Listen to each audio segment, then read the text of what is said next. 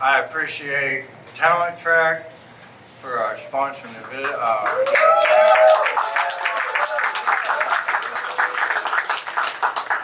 Jeff Joslin, the executive producer with the Sparks and Sparks story, Coach Sparks. We've got so many people. I don't want to sound.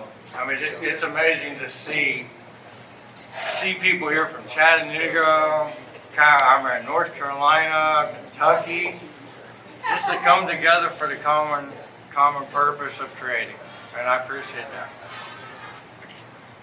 Sorry, that was him. He'll be here in just a second. So I will go ahead and let you guys know Silco's art. If you guys haven't met him or know him, he is a true wonderful human being who has, you would never know when you meet him how successful his career has been. But the one thing about him is literally his dedication to see people succeed. And that's what I want you guys to know, is that literally, we're all on the same journey. So, all of us are the same. So just support each other. And if I can give anybody any advice from here on out, if you want to succeed in this industry, do everything in your power to make sure every single person gets to the point where you want to be, whatever that definition is. And I promise you to come back. All right?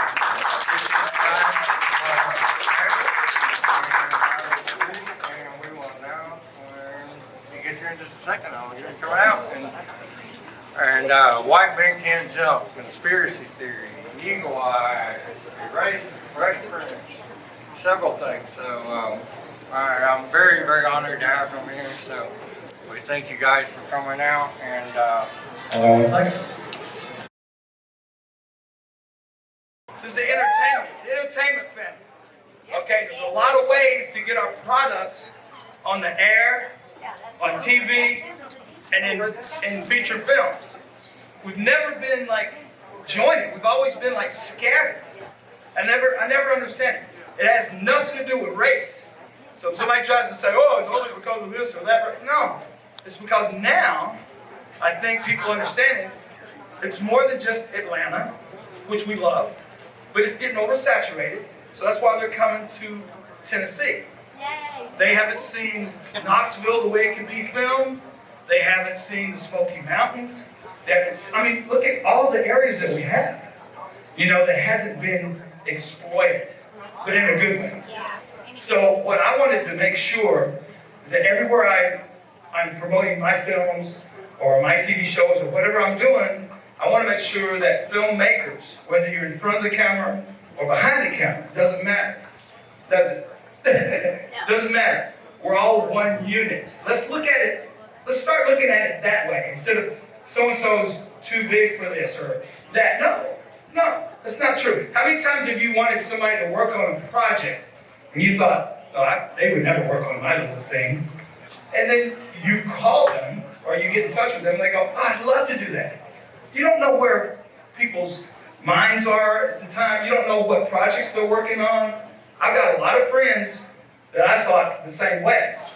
Then I would call them after the fact and I would say, we couldn't afford you. You guys make $5 million a movie. I know I wasn't gonna. They're like, still, I'd like to work with you on whatever. My agent says that, and they should. They should get as much as they can get. But if you know me, let me know what project you have. So what I wanted to make sure, whoever is within my voice, to know, if you got projects, don't be afraid to call or ask people to work with you. Okay? The whole country was built on the barter system. If I'm a gaffer and I can light the hell out of a set, I'm not working every day. I might work on something. I might want to work with you just because I like you, or hey, I've never done a project like that before. I'll come out for a week and work with you. What's your budget? First thing you usually ask, what's the budget? And there's no budget, right? And there's low budget, and then there's budget. That's the way I look at it. So the no budget falls in the category of this new situation that we would like to start the dialogue. Just get in touch with whoever you want to get in touch with. However you can get in touch with them. Okay? Especially here in Knoxville. It's past time that we all have not come together. And you don't have to live in Knoxville to be a part of this. You don't have to be in Atlanta to be a part of Atlanta. But Atlanta doesn't need us. They got 3-4 times the amount of people to pick from, right, Chuck? I'm glad you brought that up. I've got a big film I want you to get in. Okay, how much am I getting paid? I don't have any budget. Oh, okay, I guess. See what I mean? I'll do anything for him. Look at how he opened up this place. You know, we're going to work on some things. But the point is, we've got so many different projects. Everybody's got a story. We're all, at the end of the day, we're all storytellers, right? Even if it doesn't matter what department you're in, you still got to tell the story. I learned working with all the great directors that I've worked with, I would say, how do you pick your team? How do you set that up? Ron Shelton, we did White Man Can't Jump. Dick Donner, we did Conspiracy Theory. And worked with all these great directors, and all the great ones say the same thing. They say, pick your team and let them go. If I'm hiring you to be a set decorator, I'm not going to tell you how to do that. I'm going to show you what I've written, if I'm the writer and the director, and I'm going to sit down and say, you know, what do you think? That's what you do. And then you will tell me how you like to work. Let's say you're a script supervisor. You know, most are female for some reason because they're smarter than us. They can remember more things.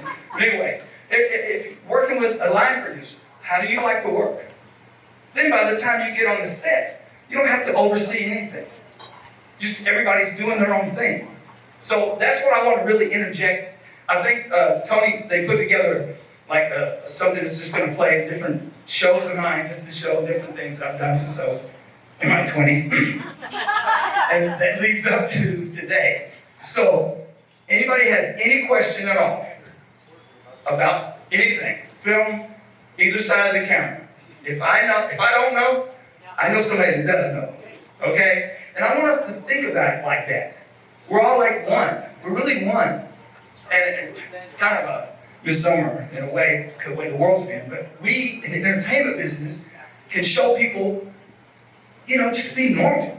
Let's be normal. You got a project, let me know about it. If I can do it, I'll go, yeah. If I can't, I'll go, I can't. But at least let's talk about it, okay? That's all I really wanted to say. And Tony, thank you for putting this together. And whoever else comes, I know it's many people. I want to thank Chuck Ward for opening up his, I go, what's your third or fourth home this month? This place? Second home, okay. And I would like to thank all of you all for coming, because without you all, doesn't matter what we're doing. Doesn't matter. You can have, you know, Tom Cruise and everybody up here at the same time, and it doesn't matter if we don't get together. What's this? Oh, okay, I'll wear that. I never match anyway, so it don't really matter. I just wear whatever. All right, Chuck. Where's Daniel Patton at? Daniel Patton. Daniel's here. Yeah, thank you. Where is? Well, I can't say bring it. your ass up here. But you come here. Did you want to? You gotta fix the TV. That's all we need. A great DP and a great producer, Daniel Patton, right there. I mean, it's a lot of that. Where's Jeff? I mean, we've got so many great filmmakers that grew up here.